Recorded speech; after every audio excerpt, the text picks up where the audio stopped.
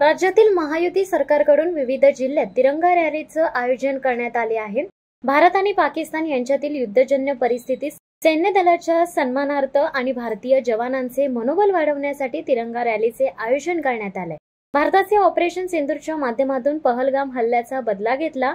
त्यानंतर भारतीय सैन्य दल आणि भारत सरकारच्या सन्मानार्थ रविवार दिनांक 25 मे रोजी कल्याण ग्रामीण मंडळ 5 यांच्या वतीने तिरंगा यात्रा काढण्यात आली।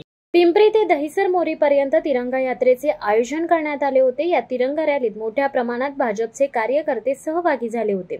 या तिरंगा यात्रेत नवनिर्वाचित कल्याण जिल्हा भाजपा अध्यक्ष नंदू परब, ओबीसी कल्याण जिल्हा भाजपा अध्यक्ष लक्ष्मणदादा पाटील, कल्याण ग्रामीण मंडळ 5 भाजपा अध्यक्ष सुनील म्हसकर, ओबीसी युवा मोर्चा जिल्हा अध्यक्ष चेतन शेठ पाटील, कल्याण जिल्हा भाजपा उपाध्यक्ष गुरुनाथ वसंत पाटील, कल्याण जिल्हा ओबीसी मोर्चा सरचिटणीस गुरुनाथ पाटील, डोंबिवली ग्रामीण मंडळ भाजपा सरचिटणीस रतन पुजारी, बाबूराव मुंडे, रामनाथ मुकादम, दत्ता पाटील, प्रदीप साळुंके, सचिन वालिलकर, संजय भोईर, सुशांत जाधव, राजेश शेलार, प्रकाश जाधव, अक्षय पाटील, कृष्णा म्हसकर, मनोज म्हसकर व असंख्य कार्यकर्ते उपस्थित होते।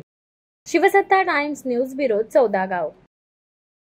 दे धडक बेधडक वृत्त देणाऱ्या आपल्या शिवसत्ता टाइम्स न्यूज चॅनलला लाल बटन दाबून सबस्क्राईब करा आणि बेल आयकॉनला क्लिक करायला विसरू नका।